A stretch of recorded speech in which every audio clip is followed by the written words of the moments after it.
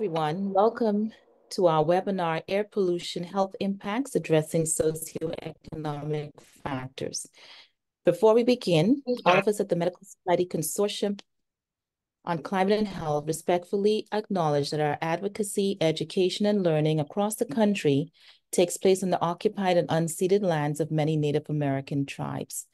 To acknowledge this land is to recognize its long history and our place in that history. It is to recognize these lands and waters and their significance for the peoples who lived and continue to live in this country and whose practices and spiritualities were, are, and shall always be tied to the land and the water. Today's webinar is the first in our 2024 Climate Justice webinar series as part of the Climate and Health Equity Fellowship Program.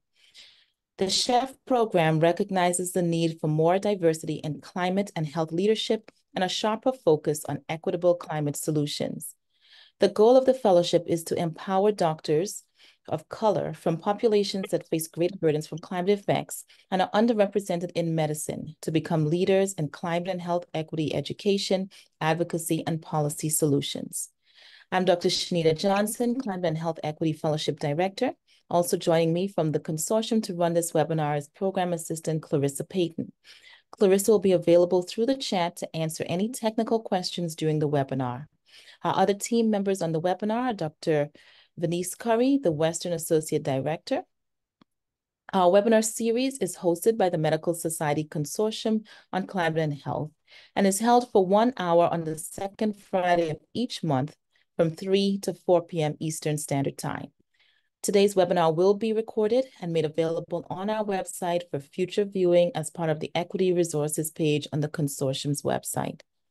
This year, we are excited to continue our initiative of offering CME credit for our webinars. Instructions on obtaining credit will be provided at the end of the webinar.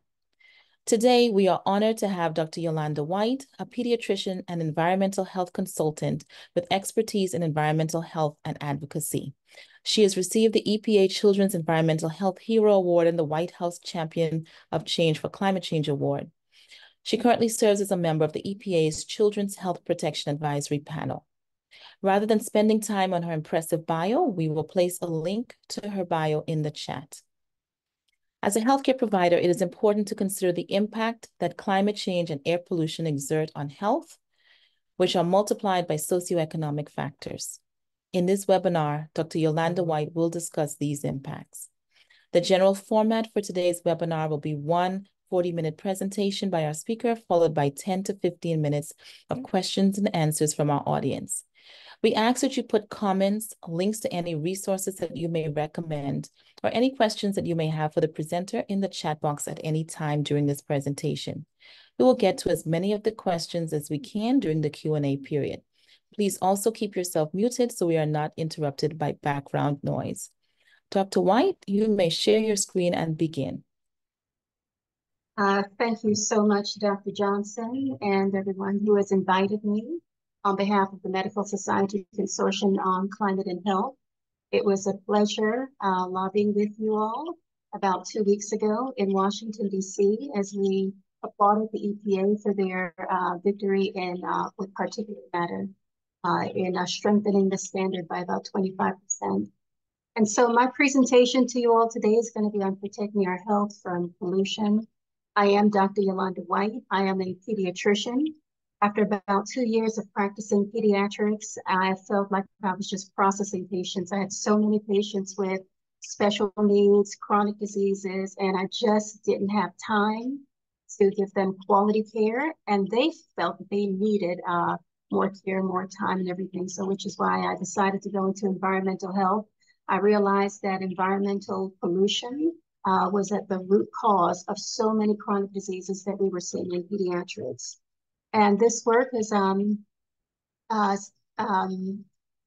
moved me into creating my own human rights organization, which is called Ethical and Respectful Treatment of Humans. My only disclosure is that I do have an Amazon store where I earn a small commission through affiliate marketing of environmental health products. For those who are interested in environmental health, just know that you'll stay in balance because there are some pros and cons that you will experience. The fact that you all are here today means that you get the big picture, a more complete picture of your patients and their health. You will live with a greater purpose, especially nowadays that we have increasing amount of medical mistrust in society. This is a way that you can closer to your patients. Your voice holds weight. Whenever I do my advocacy work, the physician voice is least heard, and so they really appreciate that. And they also appreciate the voice of children. You'd be helping to save the lives of millions of Americans, also save the lives of your community. I just know that prevention is more important than treatment. You're on the cutting edge of healthcare. You're learning how to advocate, which can actually help you in other areas. You're learning how to strategize because environmentalists are the best when it comes to strategizing and organizing. You get to connect and collaborate with like minds, and being environmental will help you to stay grounded and aware. But I also have to share with you the cons of this field, and that there is a lot of denying, minimizing, some propaganda, misinformation. When you deal with public policy, you're going to be dealing with a lot of politics. And oftentimes, you know, it's about protecting profit margins at all costs. Everything else is more important than environment. Sometimes you'll receive delayed or no gratification because the rulemaking process can sometimes take several years. This work might be less financial rewarding, but it's more fulfilling. And decisions are not always based on truth, science, research, and health. So I'll just state that before moving forward. And now we do have a symbiotic relationship with nature through photosynthesis. Plants give us oxygen that we need, you know, for our cellular respiration, and we give them carbon dioxide, which they need. And through respiration, we give that oxygen in exchange for carbon dioxide. But believe it or not, we get most of our oxygen from water, from the ocean. But when that symbiotic relationship is disrupted, as we have seen with documentaries on climate change in the past, there's an, you know, we're used to seeing the polar bears floating on the ice because of the rising sea levels. Well, in humans, we're seeing more sickness and codependency on medications and failures, nebulizers, more ER visits, hospitalizations, missed school days, missed work days, decreased productivity, restricted physical activity.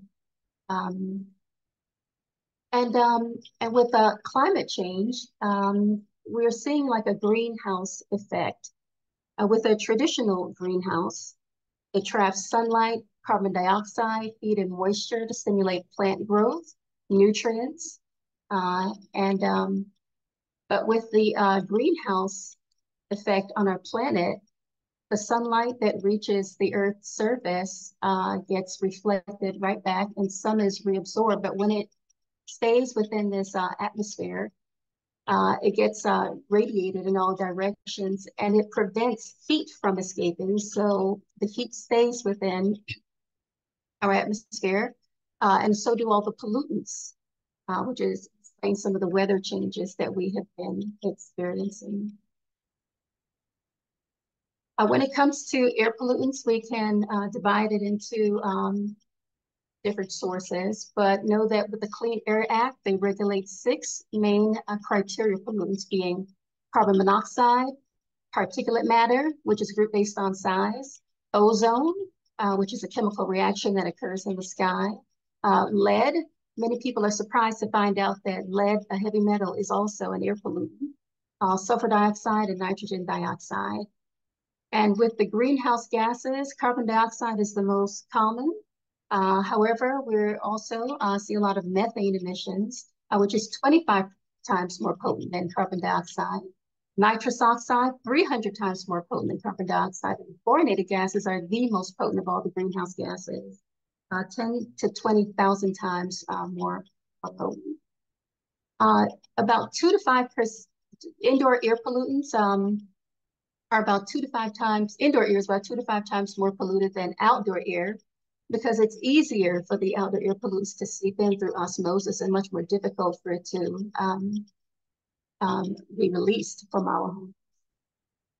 We also have a lot of formaldehyde, especially if you have wood furniture, wood floors. As we recall with the FEMA trailers, under high heat and high humidity conditions, the formaldehyde gets released into the air.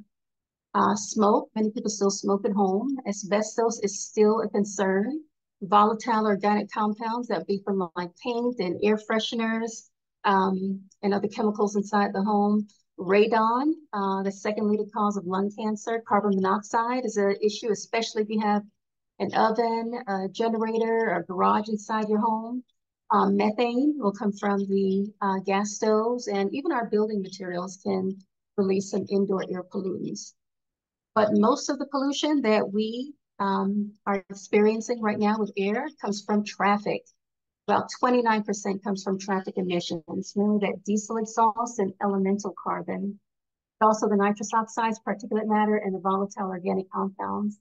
And inside the summer months, that is when you see the ozone and the smog. Smog season is between May to October, and that's when air pollution is at its worst, from this traffic. We don't really consider heat as an air pollutant, but it is a contributor to, these planetary changes that we are seeing, especially with heat islands and heat waves. We're also seeing a lot of humidity, especially for those of us who are in the Southeast, anywhere from DC going down to Texas. We have very high humidity due to the ocean currents bringing in the warm, humid air from the from like Africa region. And when they're under high heat and high humidity conditions, it makes the air more stagnant. And as we know, increasing ventilation is the first thing to do to improve air quality. Nuclear radiation, wireless, germs, and occupational hazards also exist as air pollutants. And so this is what air pollution looks like. The first photograph is a view of Atlanta from Buckhead. And Atlanta, according to the U.S. Geological Survey, is classified as an urban forest because of all the greenery, which is very protected. But at the same time, in the same image, you can see the gray haze in the background, and that gray haze is smog. And even though we just go about our regular days not thinking much of it, it can actually cause cellular changes and changes to our health. Many of us remember the wildfires in the Northeast recently. That's what air pollution looks like. We also see the haze from pollen. We don't think of pollen as being an air pollutant, but it is, and it can cause many changes, symptoms, changes even on a molecular level inside of our bodies. Heat waves. Cows are getting a lot of attention because of all the foods they contribute the most to climate change. You have to clear a lot of the forests. It's responsible for a lot of deforestation and planting of grass and even with the methane pollution. So eating less beef can actually help the planet. And industrial pollution is a big issue as well. Bottom is an image of Mossville, Louisiana. I took a trip down there one time, and within about 10 minutes, everyone had like eyes irritation, nose irritation, throat irritation. There was very thick, difficult to breathe within just minutes of being in that town. And also, air pollution can look like a clear blue sky. Several years ago, about a decade ago in West Virginia, there was a coal processing chemical that leaked into the air, and residents smelled sweet air. It smelled very sweet. So air pollution doesn't always stink, and sometimes it just doesn't have a smell at all. And now, there are many health impacts of air pollution. One of the main impacts would be the reduced lung function. How many of our patients can't take a deep breath when we listen to their lungs? I see it very often in pediatrics. Also, many children have difficulty running. Even those who don't have asthma have difficulty moving with their physical activity.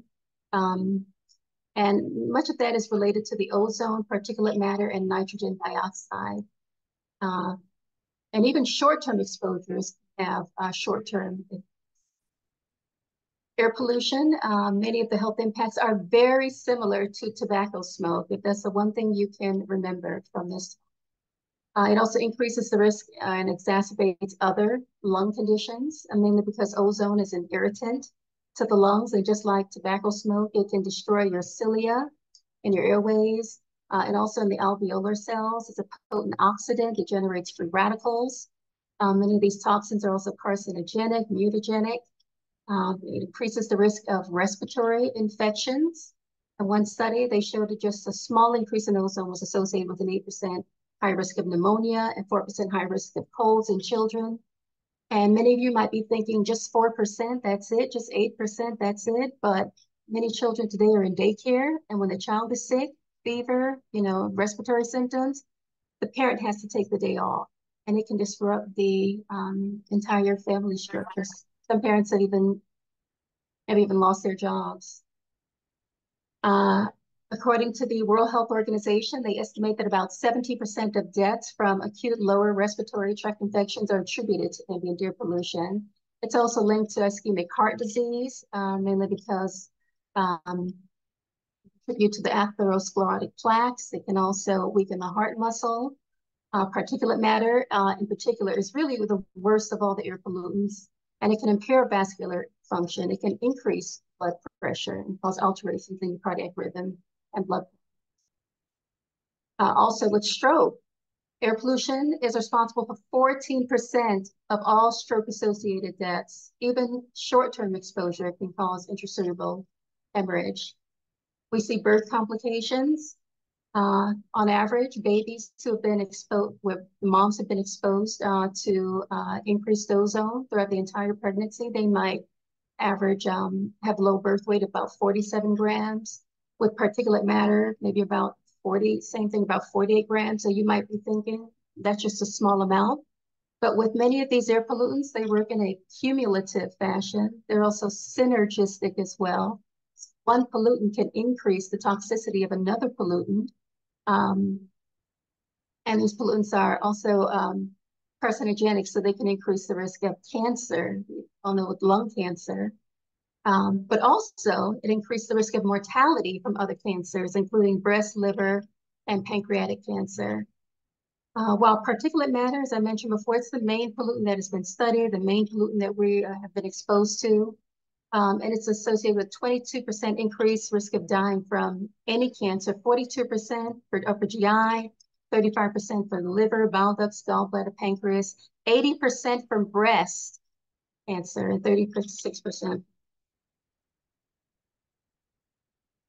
Air pollution can also contribute to premature death. And it can damage just about every organ in the body. So this is something that we should be taking very, very seriously, including in our differential diagnosis of everything a patient comes in for. Because if we don't bring it up, most likely patients are not going to bring it up. But these pollutants, it can exacerbate any pre-existing disease because of the pro-inflammatory effect they have. And it can also create clinical conundrums. But one of the main things that I see with pollutants is that it can cause disease clusters, which oftentimes it's the community who's going to detect it, or you might see it in a newspaper, but disease clusters are going to be very important for us to identify and also report.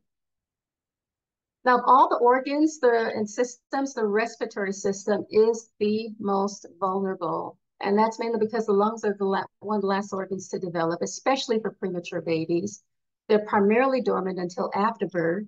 In the fetus, the placenta is responsible for gas exchange and delivering oxygen to the different cells. At birth, about 80% of new alveoli develop following birth until 6 years old. And this is the main reason why many parents have a false belief that their child has outgrown their asthma, but they have not grown their asthma. Their lungs just were more developed. The lungs got a lot stronger after 6 years old. But many patients will still need their inhalers or nebulizer treatments as needed. And the lungs don't complete development until after puberty, which would be late teen for girls and even the early 20s for boys. I was looking into trying to find some studies to look at African American health, equity, and lung development because African American children tend to develop much quicker. In fact, in pediatrics, I've seen some girls reach 10 or 5 puberty stage at 12 and 13 years old, which is in their adult. And also with regard to babies, they're obligate nose breathers until about 6 months old. So that means that they have not learned the ability to breathe through their mouth. So if their nose is congested and stuffy due to pollution or cold or what have you, that the mom really has to do a lot of saline nasal irrigations and really have to clear the nasal passages out because the baby cannot breathe. They cannot breathe through their mouth. We take this for granted, but mouth breathing is very important for it. And I just want to go over environmental justice, how our communities are affected, and what goes on behind the scenes, the true depth of what our communities are experiencing. In this first case, I'm going to talk about the residents of St. John the Baptist Parish in Louisiana. They were reported to have the highest risk of cancer in the country from air pollution. And this was based off of a 2010 EPA IRIS evaluation of chloroprene, which is a chemical used for rubber synthetics. Chloroprene levels were about 50 times greater than the national average back in 2014. It was being emitted from a Tokyo-based factory that was not only within the living area of residents, but also within a 2-mile radius of 4 schools. And despite the cancer clusters that residents reported, where several family members had cancer, their friends, neighbors had cancer, Louisiana's tumor registry didn't show any elevated cancer numbers inside the parish. Residents were very confused about that because they said not only did they suffer more cancer, but also a disproportionate share of immune disorders, respiratory distress, headaches, and heart problems. In Louisiana, their state health department and the State Department of Environmental Quality didn't intervene on behalf of the residents. And in fact, they dismissed their concerns as fear-mongering. So therefore, the residents empowered themselves and they formed an advocacy group, Concerned Citizens of St. John. They got the EPA administrator, Michael Regan, which is the second African-American to serve as EPA administrator. He's the first male. Lisa Jackson was the first female about 10 years ago. And he brought a team with him to the parish and they did a site visit, which gave a lot of confidence to the community. They also deployed inspectors, installed air monitors. The emissions decreased, but it was still significant. And quite surprisingly, the company responsible for the pollution ended up suing the EPA for making their recommendation. They said it was based off of outdated and erroneous science, and they wanted the EPA to change their standards. In March of 2023, the DAOG ended up suing the owner of the power plant. But the community says that's not enough because they wanted the EPA to shut it down the same way they did a similar plant in Kentucky. And as you can see, when it comes to environmental health, oftentimes it gets caught up in legal entanglement. And this here is another case that really touched my heart in pediatrics. It's a girl in London. Her name was Ella. She was diagnosed with asthma at 7 years old when she had a coughing fit that was so severe, she had to be medically induced into a coma to be stabilized. Now, I've practiced pediatrics for 20 years and I've never heard of asthma this severe. She had about 30 emergency hospitalizations for asthma within a 2-year period. Her mom says that she was so weak that she couldn't even walk and mom had to carry her by piggyback. And she was actually classified as disabled from her asthma. Unfortunately, she passed at age 9 in 2013. And her main risk factor was traffic pollution. She lived in an area that had busy traffic and exposed to high amounts of nitrogen dioxide and particulate matter, which exceeded EU and World Health Organization standards. Well, her mom fought for a good 7 years to make sure that air pollution was documented on her daughter's death certificate in 2020. And this was a landmark victory because this was the first time that air pollution was documented on a death certificate in world history. The mom worked with a very compassionate coroner, and she had politicians and other people supporting her. She also advocated and founded an Ella Roberta Foundation, which is still active. She also had support from the London mayor, who's estimated that about 4,000 pollution-related deaths occurred in London, and he also offered her an official apology. Her mom now advocates for the passage of Ella's Law, which is a human rights bill that seeks to establish the right to clean air and set up a commission to oversee government actions and progress. And with, just like the other community of St. John the Baptist Parish, this mom also had her disappointments, and that her daughter's passing was politicized, and she was upset over the misuse of statistics. You'll find that in environmental health, the psychological stressors can oftentimes exceed the medical complaints. And with this third case that I'm going to bring up, this was relating to an environmental justice bill in Georgia. I am located in Atlanta, and this was going to be the first for us. We have a pretty strong environmental justice community here. But this bill was very similar to other bills that had passed in other states where they plan to create an environmental justice advisory board where they prioritize children's health, require data to be easily accessible and reviewed by the public, enforcement of laws, which is so important because many environmental laws are for guidance, and also recognize the cumulative impact of environmental hazards. It means that, it can come from the air, the water, the food, indoor, outdoor. It can come from many different places. And so we have to take all of that into consideration. And so this bill was very fair, very simple. It didn't ask for much. It was just the basics. But unfortunately, we were unable to get a hearing inside of the House Natural Resources and Environmental Committee. So therefore, the bill died. It never made it to the floor. And so therefore, the current focus now in re-strategizing is to pursue the establishment of a statewide study committee to analyze the cumulative impact of pollution on the economic development and growth in Georgia. So therefore, you have to make sure that the business community continues to make a profit and does not feel burdened or harmed by any environmental actions. And so this is why the physician voice and medical voice is the nursing voice is so important. And there are many medical organizations that have an environmental focus. I know Physicians for Social Responsibility does. I previously served on the National Medical Association's Environmental Health Task Force. The American Academy of Pediatrics also has an environmental section. I know the Academy of ACOG for Obstetrics and American College of Obstetrics and Gynecology. They have issued many position statements on environmental health and the impact on the fetus. So we are getting there. We are getting there.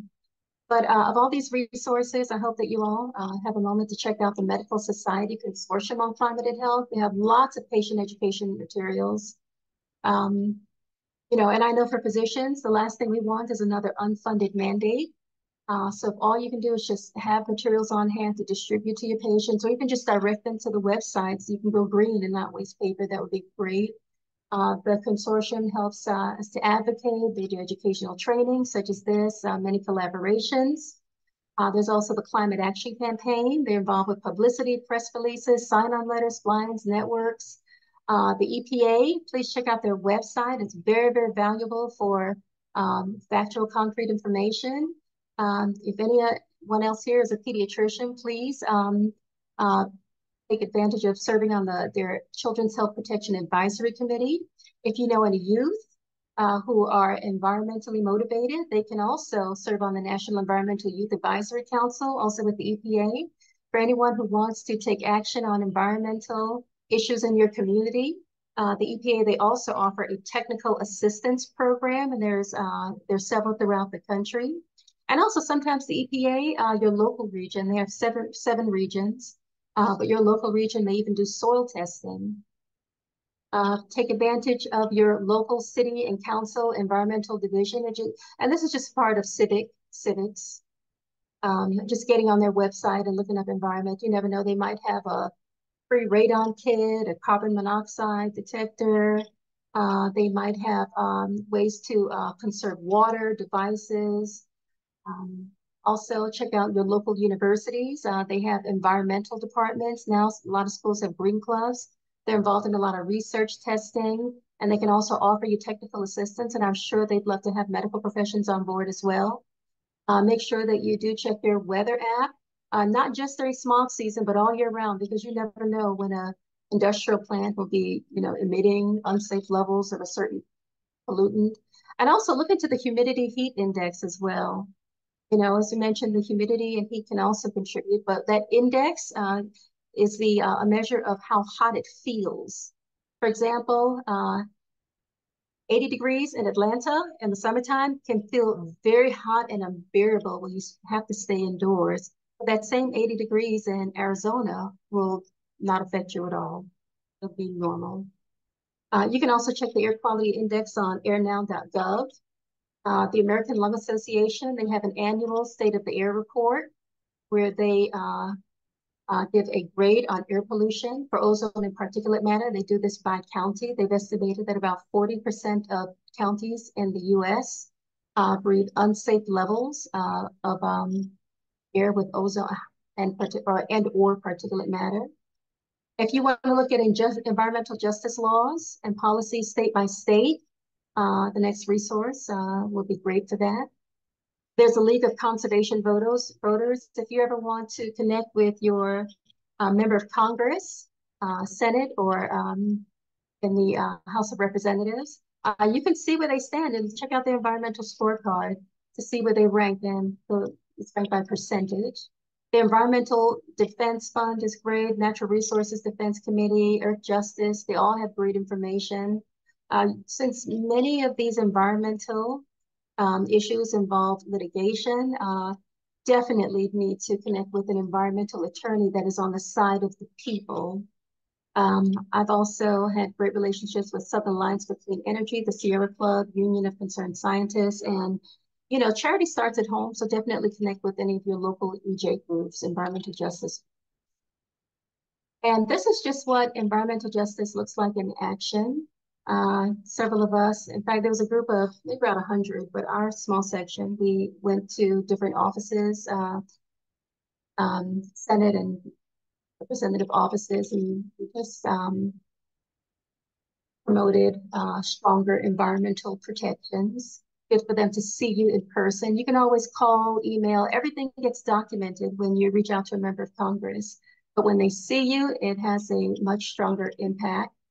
The second image is some of us with our local Senator, John Ossoff. The image on the top right is with the National Medical Association. And after a couple of weeks ago, after we applauded the EPA for, setting stronger standards of particulate matter, which, as we mentioned earlier, is the worst of all the air pollutants. 24 states were already lined up and they sued the EPA and the EPA administrator, Michael Regan. They did this 2 days ago, citing that, stronger standards are going to hamper their economic development. So, this is a fight that we have to continue doing, and it's not necessarily about getting results, but this is just immediate results, but this is just what we have to do to live healthier and have a stronger quality of life, increase our lifespan and also our health span, which is the number of years that we live free. You're really making an impact, even if you don't see it on a concrete level. But advocacy is the way to go, because as we face new and emerging threats, our therapeutic approaches have to also adapt. And that means that now we have to get used to doing sign-on letters and petitions. You find an advocacy group, a local or national one that you can resonate with, and you join their email list so you can know when to strike the iron. You have to strike the iron when it's hot. You do a fly-in, that's when everyone flies into Washington, D.C. from all over the country. You can give public comment at a hearing. You can lobby, but we lobby for educational purposes only. We don't tell a politician which way to vote yes or no. We don't do any clear information. And also definitely take advantage of the think tanks to network and collaborate. Sometimes you might be asked to speak at a rally. And if you belong to an organization, you can make sure that your organization issues a position statement on, air pollution, climate change, and we have many already. Or some organizations will also issue a report. You can give expert witness testimony if you're more experienced on this, but just know that you will be grilled. Many groups also do marketing campaigns. I know this is about air pollution, but in pediatrics, we were able to remove the formaldehyde from many baby products.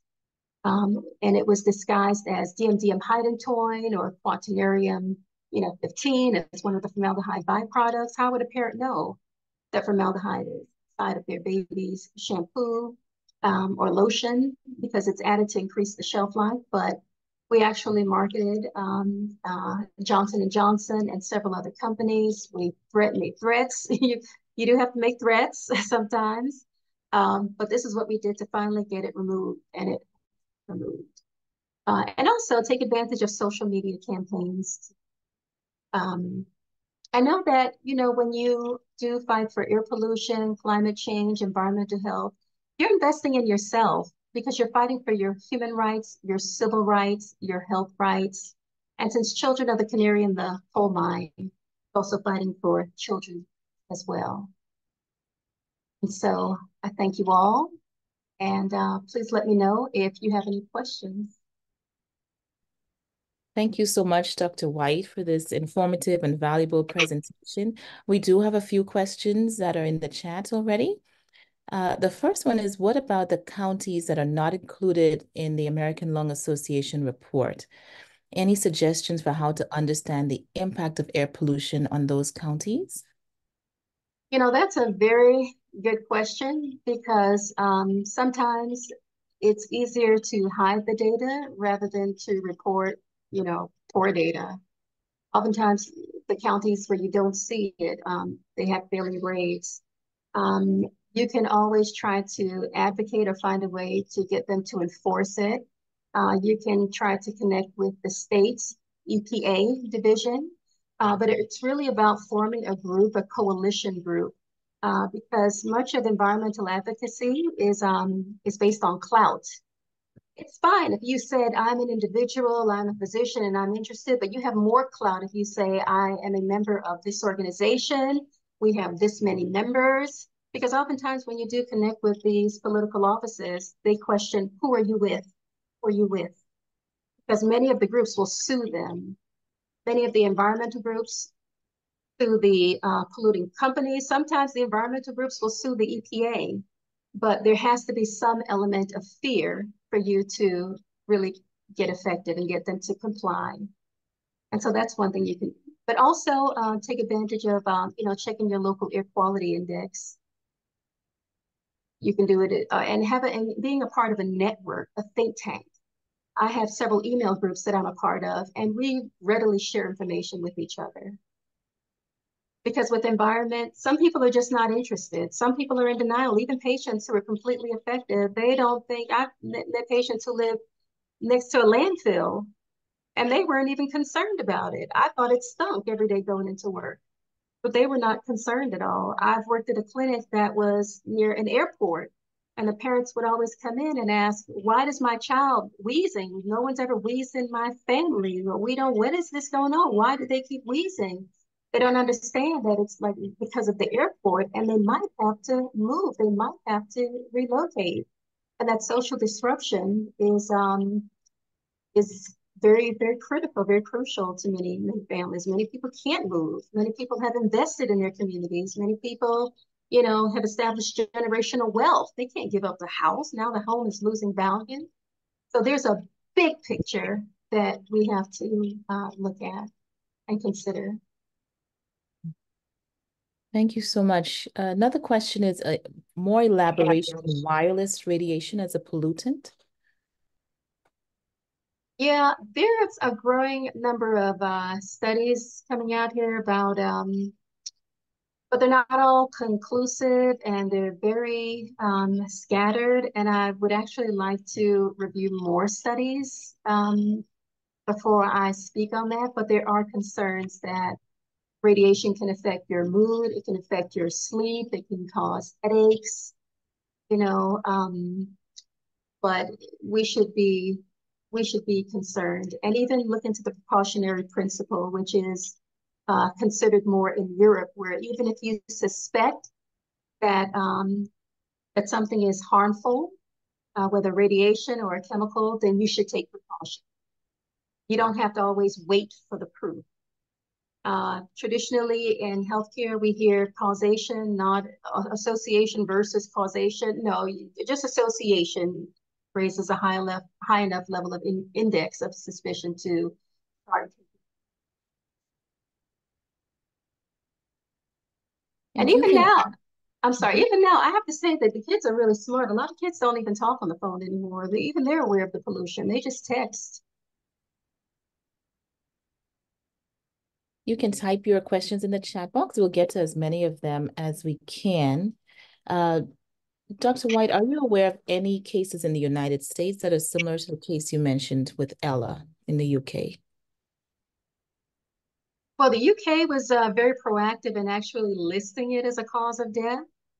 We have not been advanced here as well. As you can see in America, you know, if you even try to take a stand to protecting yourself, you're going to be attacked. You might be attacked on a personal level. You might get sued. The EPA, even the EPA got sued. The EPA stays in lawsuits, Court of Appeals. Even when the EPA does try to strengthen standards, for example, like with the mercury standard, Congress will shut it down. The Supreme Court will shut it down, which is why the EPA needs our support. They get the most support from environmental groups, which spread the message in ways that the EPA can't because they're very restricted as a federal agency. But this is why they really need our support and our advocacy to say, I am a physician, I am with this organization, I am a nurse, even I am a medical, I'm a parent, I have this medical condition. It's up to you to really help the EPA to protect you. And we're very fortunate to have Michael Regan because he is an administrator who is more supportive of the people. Lisa Jackson was as well. During Lisa Jackson's administration, she introduced so many rules that I felt myself always at the federal building giving a comment. So we have to strike the iron while it's hot. When we have a good, supportive administrator, that's when we support them. But I was so impressed that Administrator Regan went down to St. John the Baptist Parish to help that community.